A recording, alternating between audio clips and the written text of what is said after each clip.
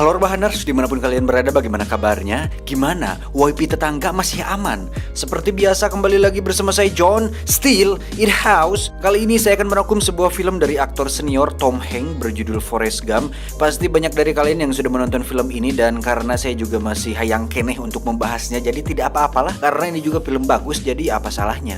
Tanpa berlama-lama, karena besok saya harus pergi ke Chicago untuk menghadiri acara selamatan rumah barunya Paris Hilton. Jadi langsung saja pasang handsfree, simetriskan posisi rebahan, longgarkan celana pacar, selamat menonton, dan mari kita katakan bersama-sama seperti biasa, kita hitung 1, 2, 3, check it bro.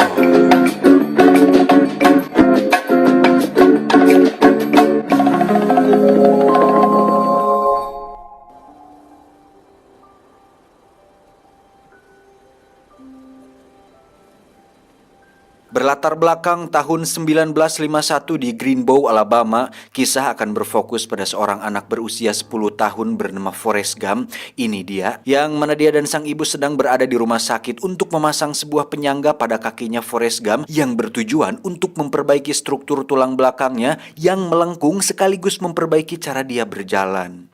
But we're gonna straighten him right up now, aren't we, Forrest? Forrest!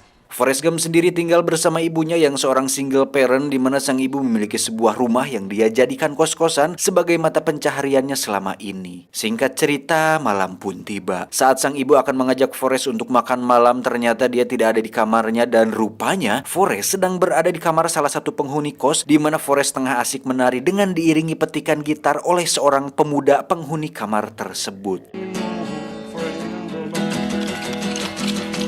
Dan pemuda itu adalah sosok penyanyi legendaris yang memiliki julukan Raja Rock and Roll. Siapa lagi kalau bukan Elvis Presley. Widih. Kalau kalian termasuk anak old school yang lahir di tahun 80 atau 90-an lah, pasti sering denger salah satu lagunya yang berjudul Can't Help Falling in Love. Kayak gini nih.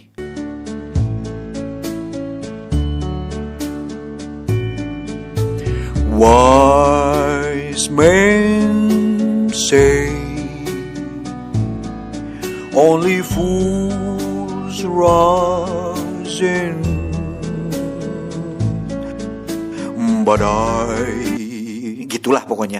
Kayak ada semacam gelombang-gelombang frekuensi radio gitu, gimana sih? Gitulah pokoknya. Intinya si Forrest Gump ini memiliki kontribusi besar atas karirnya Elvis Presley. Apa itu? Ya, coba kalian searching di YouTube, terus ketik Elvis Presley dancing. Jangan Elvis Sukaisi ya, itu mah Bunda Ratu Dangdut. Tapi Elvis Presley, di situ kalian bisa lihat tarian kaki yang cukup ikonik yang ternyata terinspirasi dari tarian Forrest Gump dengan penyangga di kakinya. Walaupun ini hanya cerita fiktif ya. Perlu diketahui bahwa Forrest Gump ini ternyata adalah seorang anak yang IQ-nya di bawah rata-rata anak normal. Forrest Gump memiliki IQ 75. Kalau IQ 7 doang mah itu mah channel YouTube alur terbesar di Indonesia. Your boy's different. Forrest is right here. Ya, Forrest Gump ini memiliki IQ hanya 75, sehingga sang ibu harus berjuang untuk mencari sekolah yang mau menerima Forrest menjadi muridnya. Dan akhirnya sang ibu menemukan sebuah sekolah yang mau menerimanya dengan cara merayu dan mengundang sang kepala sekolah langsung untuk datang ke rumahnya, lebih tepat ke kamar sang ibunda Forrest. Ngapain? Ya, silahkan tanya Galileo. We're talking about 5 little points here.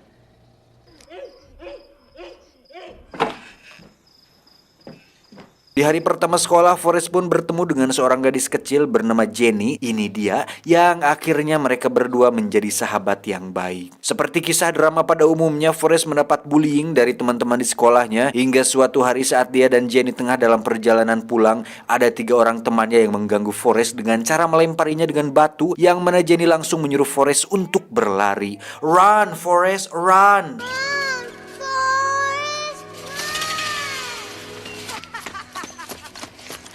Tanpa dia sadari, aksinya berlari ternyata menghancurkan penyangga kakinya, dan bukannya terjatuh, Forrest malah bisa berlari kencang menghindari 3 pembuli yang mengendarai sepeda.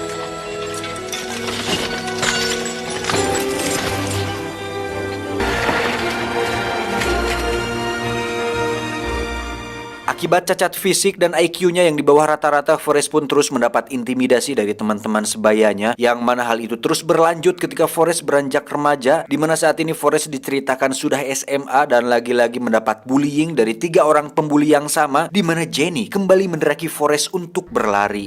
Run, Forrest, run! Run, Forrest, run! Dan yang paling menakjubkan adalah Forrest lagi-lagi mampu menghindari kejaran para pembuli itu, yang mana mereka mengendarai sebuah mobil dan masih saja tetap tidak bisa terkejar. Forrest pun terus berlari tanpa henti sampai melintasi sebuah lapangan football yang saat itu sedang diadakan sebuah pertandingan lokal.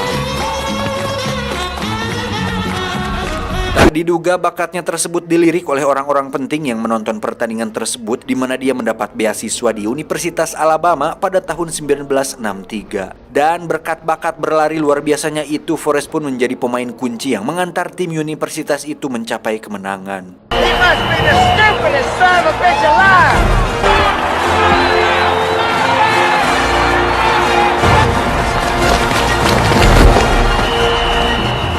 Dengan semua kekurangan dan kelebihan yang Forrest miliki, hal itu ternyata tidak terlepas dari nasib beliau yang sangat beruntung dan menjalani semuanya tanpa beban dan apa adanya. Di mana Forrest secara tidak sadar menjadi saksi di salah satu kejadian bersejarah di Amerika, yaitu Stand in the Schoolhouse Door pada tahun 1963, di mana saat itu Gubernur George Wallace berpidato untuk memenuhi janji politiknya untuk menghentikan desigrasi, yaitu pemisahan 2 kubu yakni ras kulit hitam dan kulit putih.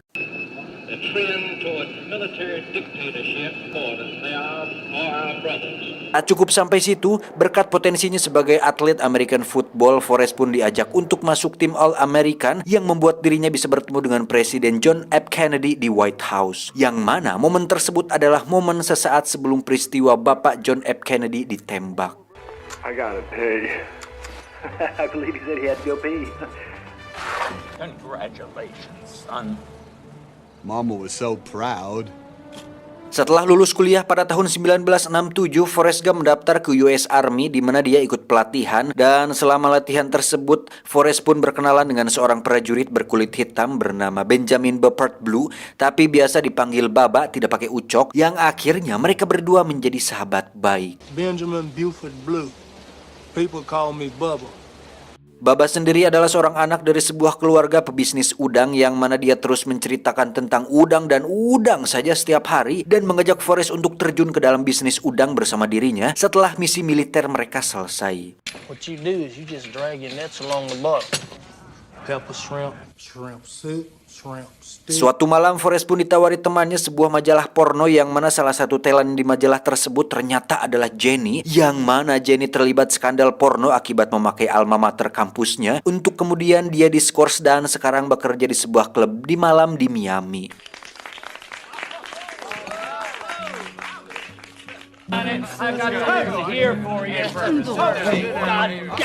Forrest pun datang menemuinya dan menolong Jenny dari tindakan asusila yang dilakukan oleh beberapa tamu, di mana tujuan Forrest datang ke sana adalah untuk pamitan kepada Jenny karena dia akan berangkat menuju Vietnam. They sending me to Vietnam. You come back safe to me. Do you hear?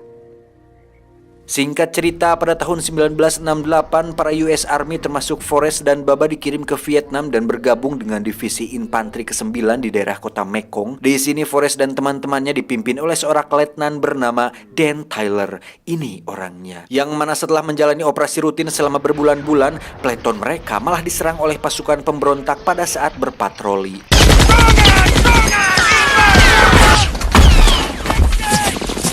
Pada saat penyerangan tersebut, Letnan Dan Tyler memerintahkan Forrest dan Baba untuk berlari dan kabur. Forrest yang menuruti perintah letnannya tersebut akhirnya berlari menghindari serangan bertubi-tubi. Namun setelah mencapai posisi aman, Forrest malah melakukan hal yang sangat luar biasa dan sangat berjiwa luhur, di mana dia kembali ke tempat awal untuk menyelamatkan beberapa pasukan yang terluka, termasuk Letnan Dan Tyler.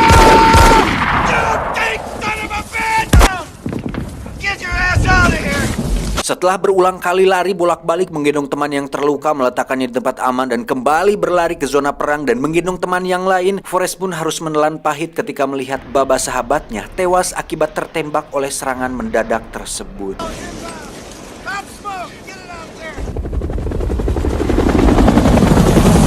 Beberapa waktu setelah kejadian itu, para prajurit yang selamat pun terlihat dirawat di camp US Army, termasuk Letnan Dan Tyler, di mana beliau marah kepada Forrest karena telah menyelamatkannya, karena dia merasa lebih baik mati dengan terhormat di medan perang daripada harus hidup tanpa kedua kaki yang sudah diamputasi akibat serangan tempo hari. What am I gonna do now? Masih di camp US Army, Forrest diajari rekannya bermain pingpong atau tenis meja, yang mana Forrest langsung bisa memainkannya, karena walaupun Forrest memiliki IQ di bawah rata-rata, Forrest memiliki daya fokus jauh lebih tajam melebihi orang-orang normal, karena seperti yang dikatakan sahabatnya, Forrest hanya harus memperhatikan kemana bola itu bergerak, dan dia melakukan hal itu dengan sangat baik. Any idiot can play. So I started playing it all the time. Alhasil Forrest pun bermain pingpong setiap hari selama di camp, yang membuatnya sangat amat mahir hingga tak ada lawan yang sanggup menandinginya. Maka dari itu Forrest pun bermain sendiri dengan memanfaatkan tembok sebagai lawan pantulan bola, yang akhirnya menjadi tontonan semua orang di sana. The hospital's people said it made me look like a duck. Saat pulang kembali ke Amerika, Forrest pun dianugerahi Medal of Honor oleh Presiden Lyndon D. Johnson berkat aksinya di medan perang yang secara langsung ditayangkan live di televisi. Pada saat gelombang protes dan aksi akbar anti perang yang dikenal dengan peristiwa March on the Pentagon tahun 1967, Forrest malah secara tidak sengaja ikut ambil bagian dan berpidato, namun sayang ada yang mensabotase mic-nya hingga pidatonya tentang perang Vietnam tidak terdengar oleh khalayak ramai. About that. Forrest Gump! Tak diduga Forrest kembali bertemu dengan Jenny yang saat ini sudah bergabung dengan komunitas hippie yang sedang hits pada saat itu. Sedikit informasi bahwa hippie atau hipster ini adalah sebuah komunitas yang mengagung-agungkan nilai cinta, kenyamanan, kesempurnaan, kedisiplinan, kedamaian, dan harmoni. Hampir sama seperti gaya hidup dan visi misi anak punk, hipster ini sering berpindah-pindah tempat dan pastinya memiliki penampilan khas, yaitu agak sedikit berantakan dan bertelanjang kaki kemana-mana. Karena gaya hidupnya tersebut, Jenny akhirnya harus berpisah dari Forrest Gump untuk kedua kalinya. I want you to have this. Setelah itu Forrest pun terus mengembangkan bakatnya bermain pingpong hingga saat ada orang penting yang melihatnya, dia diikut sertakan dalam sebuah turnamen yang berlokasi di Tiongkok dan menjadi selebriti terkenal. The Army decided I should be on the All-America Ping Pong team. Berkat pengalamannya menginjakan kaki di Tiongkok, Forrest pun diundang dalam sebuah acara talk show terkenal saat itu, yakni The Dick Cavett Show di New York, di mana Forrest bisa duduk bersebelahan dengan bintang tamu lain yang sangat legend, yaitu John Lennon. Forrest Gump, John Lennon. Setelah acara tersebut, Forrest pun bertemu kembali dengan Letnan Dan Tyler setelah berpisah cukup lama, yang mana kini Letnan Dan menjadi pemabuk berat dan sakit hati terhadap negaranya sendiri. Sempat simpati dan ingin membantu beliau dari keterpurukannya, Forrest nampaknya tidak bisa berbuat banyak. Happy New Year, Gump. Setelah melewati serangkaian kejadian luar biasa itu, Forrest akhirnya dibebas tugaskan secara resmi dari kemiliteran dan pulang kembali ke rumah ibu tercintanya di Alabama. Tak diduga di rumahnya ada banyak sekali barang-barang kiriman berupa bat pingpong, papan namanya, serta foto dirinya di beberapa produk yang ternyata itu adalah endorse dari sebuah perusahaan berkat popularitasnya di turnamen Tiongkok. Oh, but Mama, I only like using my own paddle. Tak hanya itu, Forrest pun mendapat hadiah uang sebesar $25 atau sekitar 350 juta rupiah, yang mana sebagian uang itu dia diberikan kepada keluarga Baba, sahabatnya. Dan tidak lupa Forrest juga mengunjungi makam Baba untuk memenuhi janjinya perihal bisnis udang yang direncanakannya saat itu. Hey, Bubba, it's me, Forrest Gump. Untuk itu Forrest pun membeli sebuah perahu di dekat kampung Baba, yang mana perahu tersebut dinamainya dengan nama Jenny untuk dia gunakan menangkap udang. Tak disangka saat Forrest sedang akan berlayar, dia pun bertemu dengan Letnan Dan dan dengan polosnya mengajak beliau untuk menangkap udang, yang ternyata sang letnan bersedia melakukan hal itu setelah tidak ada lagi yang berharga dalam hidupnya. We'll find some shrimp, so take a left. That's where we're gonna find those shrimp, my boy! Pada awalnya mereka kesulitan melakukannya karena tidak memiliki pengalaman dan tidak tahu cara menentukan lokasi yang banyak udangnya, hingga suatu hari mereka terlalu jauh berlayar ke tengah lautan dan harus berhadapan dengan sebuah bencana badai terhebat sepanjang sejarah Amerika yang dikenal dengan nama Carmen Hurricane pada tahun 1974. Dan akibat badai hebat tersebut, semua perahu nelayan yang ada di pesisir pantai hancur terkena gelombang dahsyat. Dan karena perahu Forrest berada di tengah lautan saat kejadian tersebut, maka hanya perahu Forrestlah satu-satunya perahu yang tersisa di sana. In fact, only one shrimping boat actually survived the storm. Berkat hal itu, Letnan Dan pun berterima kasih kepada Forrest karena telah menyelamatkannya di medan perang, yang mana kita bisa melihat sebuah kepolosan dan kebaikan tulus seorang Forrest Gump akhirnya membuat sang letnan yang keras kepala akhirnya luluh dan menjadi sosok yang lebih baik dari sebelumnya. I never thanked you for saving my life. Tak lama setelah itu, Forrest mendapat kabar bahwa ibunya sedang sakit, di mana Forrest langsung loncat dari kapal lalu berenang ke daratan dan langsung berlari seperti biasa hingga dia sampai di rumahnya. Where's Mama? She's upstairs. Dan sesaat sebelum meninggal akibat penyakit kanker yang dideritanya, sang ibu pun menitip pesan kepada Forrest bahwasannya apapun yang orang katakan terhadapmu, fokuslah, jalanilah hidup ini seperti air yang mengalir tanpa adanya beban sedikit pun, karena kita tidak pernah tahu apa yang akan kita dapatkan di masa depan. I will miss you, Forrest. Berkat perusahaan udang dan kesuksesan mereka, kini Forrest dan Letnan Dan menjadi jutawan. Namun Forrest memilih untuk memberikan setengah dari pendapatannya kepada keluarga Baba. Hingga sekarang mereka mendapatkan kehidupan yang layak dan serba berkecukupan.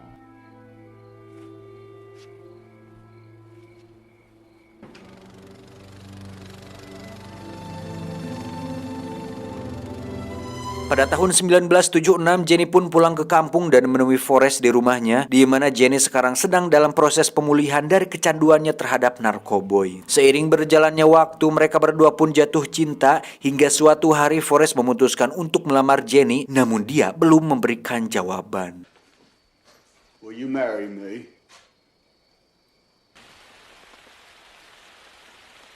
Di malam yang sama, Jenny pun menyelinap ke kamar Forrest dan mereka pun berfata-fata, ya pasti sudah tahu. Namun anehnya, Jenny lagi-lagi meninggalkannya, entah apa alasannya, tapi hal itu membuat Forrest mengalami patah hati. Dan apa yang dilakukan Forrest? For no particular reason, I decided to go for a little run. Ya, untuk melupakan sakit hatinya itu, Forrest pun memutuskan untuk berlari dan terus berlari seperti yang sering dilakukannya bersama Jenny waktu kecil, di mana Forrest terus berlari selama kurang lebih dari 3 tahun, berlari maraton lintas negara tanpa henti sampai dia gondrong, brewokan, dan bau aspal.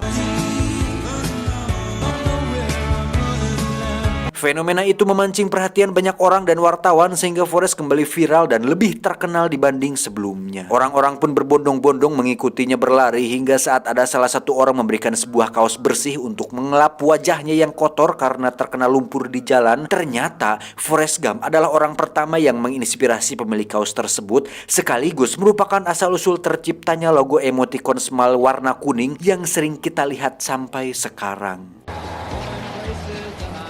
Have a nice day. Setelah sudah cukup berlari, Forrest pun tiba-tiba berhenti dan pulang ke rumahnya, di mana dia mendapat surat dari Jenny untuk menemuinya di suatu alamat di kota besar. Dan saat sudah sampai di sana, Forrest pun melihat seorang anak kecil bernama Forrest Gump sama seperti dirinya, yang mana anak itu ternyata adalah anak kandung Forrest, hasil dari hubungannya waktu di malam sebelum kepergian Jenny. Hello, Mr. Gump. Hello. His name's Forrest. You're his daddy, Forrest. What are you watching? Fortnite. Mereka berdua pun memutuskan untuk menikah, namun pernikahan mereka tak bertahan lama karena Jenny didiagnosa mengidap suatu virus mematikan yang membuatnya harus meninggal saat mereka berdua tengah sayang-sayangnya. You'd be so proud of him. I sure wish it was. Setelah kejadian menyakitkan itu, Forrest pun kini hidup berdua bersama anak sematawayangnya, di mana dia mengajari sang anak banyak hal yang dia dapatkan dari pengalaman hidupnya seperti bermain pingpong, memancing, main PUBG, enggak sih? Berlari, memotong rumput, dan masih banyak lagi. Dan terakhir, Forrest melakukan hal yang sama seperti yang sering dilakukan oleh ibunya dengan perlakuan yang baik, sehingga secara tidak langsung dengan semua kekurangan yang dimilikinya, ibunda Forrest selalu melakukan hal yang terbaik bagi Forrest. Dan Forrest melakukan hal yang sama kepada anaknya sendiri. Terakhir, Forrest pun menemani anaknya menunggu bus sekolah dan akan ada di sana saat anaknya pulang. Sang anak pun berkata, I want to tell you I love you. I love you too, Daddy.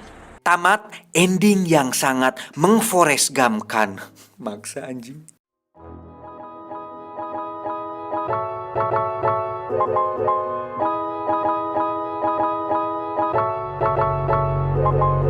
Banyak sekali pesan moral dan kisah inspiratif yang bisa kita petik dari sosok si Forrest Gump ini. Salah satunya sikap mengalir apa adanya dalam diri dia. Mungkin Forrest memiliki kekurangan dan kecerdasan, tapi sikap apa adanya dan tidak terlalu mengharapkan yang muluk-muluk itu justru membuat Forrest mengalami dan mendapat berbagai kejutan yang luar biasa. Pasti kita pernah mendengar suatu quote bahwa harapan itu berbanding lurus dengan rasa kecewa, sehingga ketika semakin besar harapan, maka semakin besar pula rasa kecewa yang didapatkan. Oke lah, memang harapan itu bagus, cita-cita yang tinggi juga nggak salah bro. Tapi jangan sampai cita-cita dan harapan itu menjadi sebuah ambisi, karena harapan dalam bentuk ambisi justru akan membuat Anda melakukan berbagai cara yang mengorbankan apa yang Anda miliki saat ini. Pas gak dapet, depresi. Pas gagal, bunuh diri. Waduh, jangan sampai. Masih banyak sebenarnya pesan yang bisa diambil dari film ini, tapi kalau dijelasin satu persatu gak bakalan cukup sih waktunya. Tapi bener deh, intinya bersyukur dengan apa yang Anda dapatkan sekarang. Jalani pekerjaan dengan baik jika masih belajar yang benar. Kalau nganggur ya cari pekerjaan, dan jalani semua yang Anda lakukan dengan penuh keikhlasan dan tanpa beban. Intinya jangan terlalu banyak mengeluh. Oke lah, ngeluh sekali-kali wajar, saya juga kadang kayak gitu. Tapi jangan terlalu sering, dikit-dikit capek, dikit-dikit malas, dikit-dikit gak mood. Itu tuh yang membuat Anda kehilangan momen. Ingat, hidup itu seperti sekotak coklat. Anda tidak akan pernah tahu apa yang akan Anda dapatkan. Tumben bener. Pokoknya sehat-sehat buat kalian semua di rumah. Jangan lupa makan, istirahat, dan olahraga kalau sempet. Saya John mewakili seluruh pengangguran yang ada di dunia mengucapkan terima kasih. Dan sampai jumpa di video selanjutnya. Adios. Air galon Cisarua.